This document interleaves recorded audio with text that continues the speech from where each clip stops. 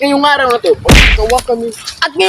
to, gagawa kami ng misyon kung saan maninirahan kami sa kagubatan ng isang araw na walang pagkain, tubig at Gamit lang aming mga tsinilas, cellphone, at saka lighter.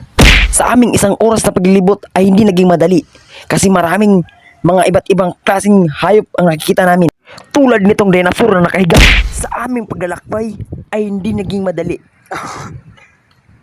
Visit. Domingo. Awa, visit kayo, Milo. Lagi ng buhay to. At ito na nga, naghahanap kami ng kahoy para pangluto namin. At dito, naghahanap kami ng pwesto para matulugan namin kasi malapit na dumilim. At dito, nakahanap kami ng oxygen. Sinubukan pa rin namin maghanap, pero wala kami makitang pagkain. Pinasto muna namin ang aming higaan para pagsakaling gabihin kami, may matutulugan. Sobrang nagugutom na ako. Gusto ko nang kumain. Sobrang nagugutom talaga ako guys. Gusto ko na umuwi. Kaso, bisyo naman to eh.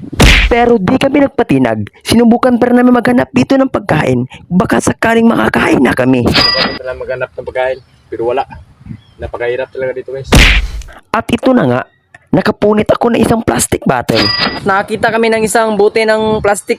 Gagamitin naman ito para pang kuha ng tubig kasi ang hirap talaga. Wala makain dito. Ayaw na.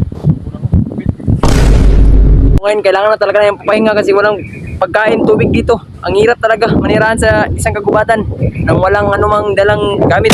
Pagkain dyan. Ha? Pero pagkain dyan. Walang pagkain dito. Hirap talaga. Nandito na kami sa ibabaw ng kahoy na to. Wala talaga makita pagkain. Quit na talaga kami. Quit na. Surrender na kami. Surrender. Hindi na namin kakayanin to.